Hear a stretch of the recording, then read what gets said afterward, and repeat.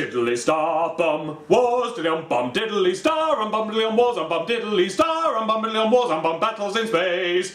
Diddly star bum wars, bum diddly. This will be an entirely spoiler-free review, and I'm gonna try and keep the comments down below spoiler-free as well, but you know, you've been warned, watch out. I lost my cherished plastic R2-D2 when I was a little toddler. We'd stopped off at a hotel because I wanted the toilet on a long journey, and I must have left it in there. Never saw it again, and that's why I love The Force Awakens. I had a great time watching The Force Awakens, and you might as well. What is Star Wars to you? What is Star Wars to you? To a lot of people, it's like a Blu-ray set that they've poured over, or it's a load of forums that they've posted in for years and years, and a set of opinions and ideas and like deep EU-based understanding of what's going on in the life of this or that ancillary character. But to some people, it's this. An old book that's been lying around the house for ages, full of photos that you used to pore over and go, who's this guy? Can't wait to see the film and find out. Or it's a stray C-3PO arm that always turns up in the corner of an old toy box. Lost things that you've half forgotten, but that when you think about them, it takes you back to this time when things were more fun. I wasn't that massive of a Star Wars fan as a kid. In fact, I actually didn't know that most of the things from Star Wars came from Star Wars. I knew about C-3PO and R2-D2 from droids, and I knew about the Ewoks from Ewoks, and I knew about like Darth Vader from the world, I don't know. I knew about those things, but I didn't know they were all from Star Wars. But to me, the one day in my life when I was the most excited about Star Wars ever was Christmas Day, on what was probably 1994, maybe 1995, Star Wars fans will know. It was when they brought out the VHS collection. It was the ones with the blue cover and the red shiny logo and the painting with like a Death Star in the middle and Obi-Wan Kenobi in front of that. And I got all three of the videos and a set of Micro Machines as well. Imagine all of the ships from Star Wars in a big box set with little tiny figures, like a tiny little R2-D2 the size of like half a fingernail in the corner. Oh, it was wonderful. But anyway, and I looked at those video boxes and I went, oh, there's 3 films, not just like loads, and there's all these things are from this? Oh, and I sat down and I watched them all, just fascinated and rapt and having very little idea what was going on. I wasn't very good at following the story. I didn't quite know what was happening. Those opening crawls were really confusing to me. I watched those opening crawls going, what? Some of the words were a little bit beyond me. I didn't know enough about politics to know what a rebel alliance might be. But it just felt great. There I was on Christmas Day watching these films and going, yay! I spent all of The Force Awakens going, yay! It was one of those films where like every few minutes you go, oh, I'm still smiling. Yeah! There's a bit in the original Star Wars that's changed its meaning over the years, and it's the bit where they go into the cantina and the camera just sort of cuts between all of these different aliens who are in the cantina bar just sort of hanging out. And originally, to the people who like first saw the film in the cinema, and then again to kids like me who saw it on video and were kind of going like, oh yay, that scene was the film saying, check out all these aliens, we're in an alien world, there's aliens here, aren't they weird? Look at them all, you don't know what that is, what's that? Look at that guy. But in the time since, these aliens have all been given names and backstories and like histories and home planets and little jingly bells. So they're not weird anymore, you know, they're members of this species, they're people who were doing that. The intrigue has been sanded off, and in fact in the special editions they even edited out some of the more interesting, some of the weirder aliens who don't really fit into the sort of general like expanded universe that's been created since. So what was once this moment of like wonder where it's like, what is that and who is that? It's now like, yes, I know who that is, oh yes, that's him. But if old annuals and little figures and like that memory of going, what is this? If that is Star Wars to you, this film brings that back. There's even a scene in it where the camera shows you some weird aliens, and they're not, like, as far as I know, aliens that we already know who they are. It's like, oh look, and who's that, and what's that? This film takes you back to there. It takes you back to then, and it gives you that sense of wonder that you had, and it's going like, whoa, yay, what is this, yay! If you're like me, and like your happiest memories of Star Wars aren't like analysing it and going over the script and so on, but they're of like wondering who this toy is that you've got of a man with a squid for a head, well, this film attempts to put you back there and take you back to then, and for my money it succeeded. There's this one line in the original film that's just silly. It's just a little bit of on second thoughts, I'm going to cut this bit out. It doesn't affect anything in the story, but it is a line in the film that I was discussing, and I said no spoilers, and some people are pedantic, so tell you what, skip to the end of the video if you want to hear what I said about this, and I'll put this bit there. It's full of bits like that, and that's the job that this film has kind of given itself. It's kind of a statement, really, that like, no, we're going to do Star Wars again, and it's going to be silly, and it's going to be fun, and it's going to be exciting. Bits of it don't really make sense, but it doesn't matter. There's good guys and bad guys, and they're going pew-pew at each other. Bits of it make a ton of emotional sense, and you'll be poring over those scenes for the rest of your life. Ugh, I needed a cup of tea to calm down. It's been a few days since I saw it now, and I just can't stop thinking about it. Me and my wife keep just flashing back to it and going, oh, do you remember the bit where this? And oh, do you remember the bit where that? She's a bigger Star Wars fan than me because she's got an older brother, and so growing up, you know, she was into Star Wars because of him. That's how you got into Star Wars when you're our age. And we just can't stop thinking about it. We can't stop thinking about it. Okay, so never mind Star Wars. Was it a good film? That's tricky to answer because I just spent the whole time going, yeah! So I might have missed some of the details, you know? I've heard that there are problems with how the script moves the characters from one place to the next, but I didn't notice because I was going, yeah! And I've heard that there were a few things that perhaps ought to have been set up or explained better about the political situation in the galaxy, but the thing is I was going, yeah! I'm sure there are criticisms that can be made and that are perfectly fair, but this film has one mission to fulfill and a statement to make, and it does it completely. This film is an apology for the prequels. It tells you, no, those films weren't boring because it wasn't 1980 anymore. It wasn't just that you weren't a kid anymore and so didn't know how to have the same sort of fun. And there's nothing inherent about the Star Wars franchise that means that, like, fun can't happen again and lightning can't strike twice. Because it struck 3 times, you know? It struck 3 solid times and then it just stopped striking. That wasn't because of Star Wars. That was because those 3 films weren't good. We're taking you back. Here, go back, there, here's a time machine, back you go, fly free. And of course that means there's a lot in the film that feels like a retread, or some people think like an actual remake of the original film. The same stuff, but with like modern takes on it, different angles on it, that sort of thing. Some people are cynical about it and think that that's a bad thing, but personally I think it was exactly what we needed to see, and I think that that's what the film is saying to us. Films like these can still be made in the modern climate and in the modern film industry. We're all having a horrible time in the world right now. Everything on the news is super depressing, and that was true back then when Star Wars came out. Star Wars was the breath of fresh air that everyone needed, and it is again. And that's why it became so popular and it influenced films to be like fun in the 80s. 80s films were all like ba ba da ba, and this film is that. Again, it's back. It didn't feel like just a new Star Wars film that could have been made like just after Jedi to slot in with that, with the way Star Wars back then was. It feels like a new film that could have been made when I was a kid. A new film that fits in with that sort of like, yay, films! We used to talk about the magic of cinema and the wonder of like Hollywood and stuff like that, and it used to actually be a thing, not just like this cynical marketing thing. No, films used to be like, yay! And this one is as well. This film is joyous. It throws out the orthodox idea that films should be like dark or sarcastic, and it just gives you fun. It feels like films used to when they made us really, really happy. Do you remember that? I don't like cynicism. I think there's too much of it on the internet, and I'm worried that I'm going to stray too close to it when I inevitably have to compare this film to the prequels. They were Star Wars for the longest time. I mean, there's other stuff that's happened around them, but they were like the heart of it for so long that when you say Star Wars, you kind of think of Coruscant now, or Naboo, you know, things that gave us like a glimmer of appreciation, like, oh, the design there's quite good, but never gave us joy. So I'd rather leave them out of this entirely, but I can't, because the prequels are kind of a cross that we have to bear when it comes to enjoying Star Wars. Most of us have either had just a purely bad time watching them, or we've tried to make ourselves enjoy them, and so we've sort of sat there and like found the good in them, which often comes from like thinking around what's actually in the film and like, you know, reading into like what must that be about, or what might be happening there, or like actually reading the like surrounding material, the EU stuff. And we've kind of convinced ourselves that perhaps they're better than they are. In other words, Star Wars has become sort of a strained thing to put our enjoyment into. This film changes that. It might be the end of that. Again, I don't want to say like negative things, but okay, the prequels, right? Here's a negative thing about the prequels. The way it was directed, you would usually have just like a shot of an area where some people were walking slowly, and then you would have a close-up of them talking, a close-up of that guy saying a thing, and a close-up of that guy saying a thing, and then another wide shot as they walked away, and then it would fade out to the next scene. It almost didn't count as camera work, and certainly like the language of cinema wasn't being used to its fullest extent to tell you things. But in this film, I'm not going to tell you anything that happens in the film, but there's a scene at the beginning of this film, I won't tell you what happens, but there's a character that's like lost among a crowd, as anonymous as they can possibly be, and then without any dialogue spoken, and as far as I remember it, without anything even happening for us to like respond to, just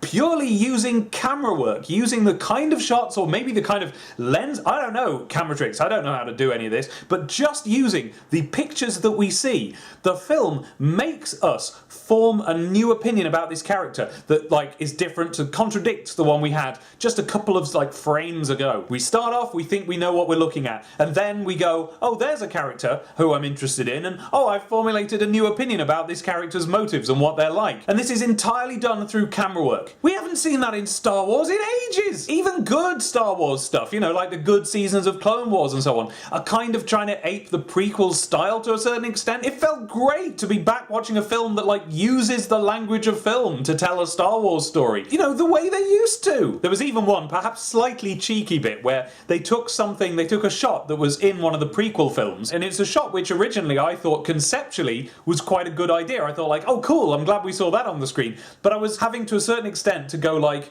I like that idea, now allow me to attempt to feel the emotion it's supposed to be putting across. Okay, I felt the emotion it's supposed to be putting across. In this, basically the same shot, happening to a different character with a little jingly bell on, is almost exactly the same, but you do feel it this time because the film and the series took you to the point where you would. Enjoying Star Wars over the last goodness knows how many years has been sort of primarily about like comprehending and understanding, some of which took a bit of research and like reading around the subject to actually attain. This film, enjoying it is about being drawn along and carried along, and that's what it should be like. You'll feel emotions in this film, and I think like most of those moments are to do with like, that's probably where it's good to know the previous Star Wars films. A couple of people have asked like, is it alright to watch this if you don't really know Star Wars? And yeah, you'll enjoy it. It's a fun film in space and so on, but like, if you know Star Wars, then the emotional moments are going to hit you harder. And I don't just mean sad emotional moments. In fact, on the whole, most of the like emotional moments in this film are like joyful moments or exciting moments. It's honestly rare to have a film that uses those as the emotional moments. We seem to be in this situation where like films think that you just have film and then sad.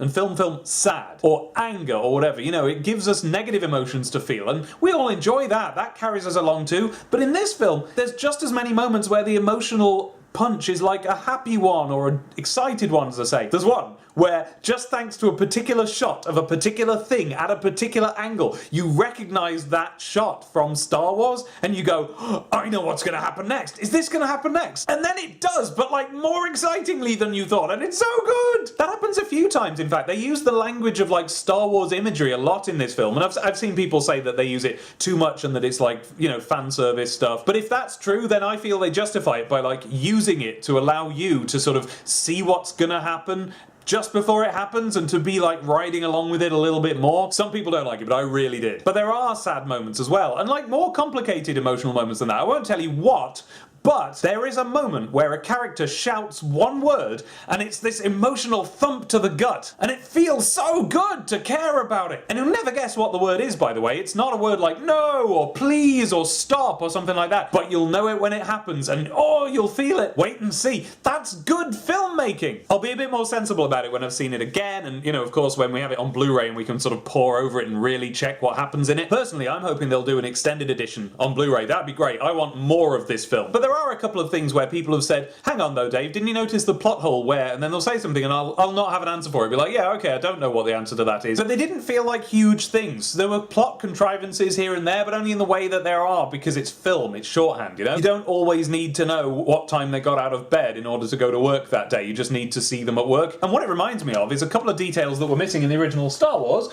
which were filled in by the official novelisation by Alan Dean Foster. There were definitely some scenes missing, which I've since, now that I've seen the film, you know, I don't mind reading spoilers, so I'm going on forums and so on, and people are talking about like, well, where was this scene that we heard about, or that scene that we heard about? There is even one bit that I did know was going to be in the film, and it wasn't, so maybe that was something that was cut. Anyway, we'll talk about that another time when we're doing spoilers, but for now, I just want to establish that I'll have more to say when I know more about it. I'm really just going by like what my gut reaction was when we came out of the cinema, and like, no, not just that, like in the days since. See, when Phantom Menace came out, people came out of the cinema excited. They did. Like the first time round, the reviews were good, the fan response was good. It took a bit of time to settle down and go like, was that good? And maybe that's what's happening now. Who knows? We'll have to wait and see. But the response to the film has been really positive. I mean, go and have a look at Garrett Robinson's video and Andre Blacknode Comedy's video, because they're both just so excited having seen this film. And that seems to be pretty much like relatively across the board the overall response. People have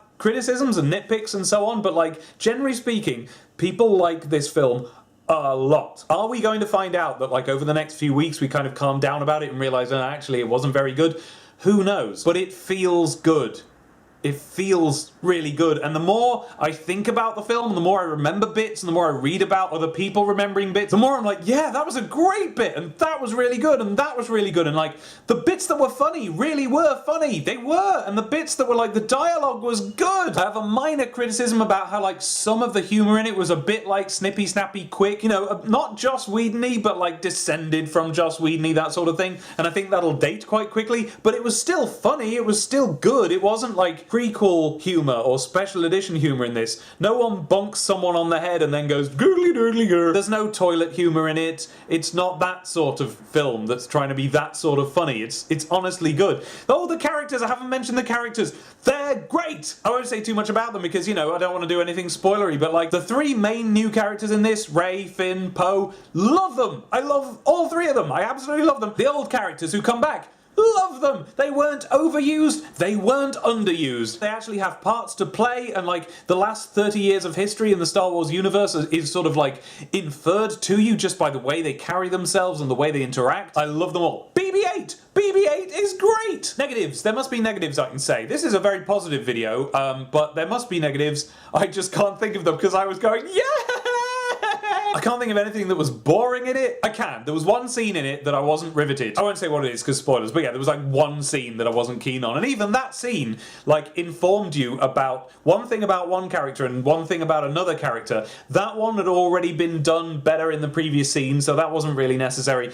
This bit was good, but it could have been done a different way. But, you know, whatever, fine, whatever. And interestingly, it was one of the CG-heavy scenes, or rather, you know, like, obvious CG. I'm sure there was probably CG all the way through it that I just didn't notice, but it all looked practical. It all looked real, except for two things. One of them was in this scene, and it was like the thing I didn't like about the scene. I didn't hate it, it was fine. It just wasn't like exciting like the rest of it was. And then the other CG thing, it wasn't one of the strong points of the film, but it's very clear that we're going to be finding out more about it in future films, and I have my suspicions that even the things I wasn't keen on about it will be addressed and will turn out to be plot points. I'm going to wait and see on that. Oh yeah, by the way, one thing that this absolutely does differently to the original Star Wars, it does a lot like the original Star Wars did. What it doesn't have is like self-containedness. This film is open, it is a part one, it absolutely is. The original Star Wars, they didn't know they were going to be able to do sequels, so it's an enclosed thing. In this one, they haven't done that. You're going to want to see the next film straight away. But that's fine. There is at this point no question that future Star Wars films are going to be greenlit and that we're going to get to see them. So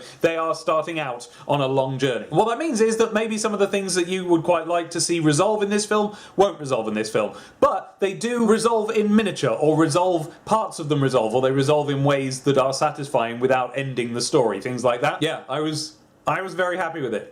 It was good! It was a good Star Wars film! And it was a Star Wars film! Not just like a boring film that like latches onto the Star Wars franchise in order to make you watch it and feel as if you need to take it to heart and introduce it into your life as a part of your life. No, it's just a fun film, and you can take it or leave it. You don't have to watch it again, you don't have to watch it this time if you don't want to, but I would. It's a lot of fun, and I'm going to be watching it again and again and again forever. That is if they don't screw up. The next film, and particularly like the next two films, do need, if this is going to be perfect, if this is going to really work, they need to go off way more on their own track and be way more about their own thing and really tell the story that they've started to tell in this film. There's hints at things that like some people have come out of the film going like, well, they didn't tell us that, and I'm like, no, but they're gonna. That's what the next film's about. This film is about inviting you back. It's about taking you back in time to this time when films were like this. Times when there was Indiana Jones and Back to the Future and films that were like fun. Spielberg-y films and Star Wars-y films and fun films. It's inviting us back. It's reassuring us that it can still be done. That there's nothing about the film industry that means that now that can't happen again. All it takes is for us to like want something for long enough and then it happens. And this is the Star Wars that we've wanted for long enough. www.youtube.com/teamatomato day. There's this one line in the original film that's just silly. It's just a little bit of fluff and it doesn't mean anything. And like, it actually doesn't mean anything. If you look into it, it's like, well, that doesn't mean anything. And because of that, fans have tried to kind of explain it over the years, or like come up with like headcanon ways where it actually does make sense and it's actually this, and they've, you know, they've kind of made it make sense. This film throws all of that out the window and gives you a version of the line which is like, yeah, no, it's silly again, it's dumb space stuff again, it doesn't mean anything. And I went, yay! This is gonna be silly space stuff, woo!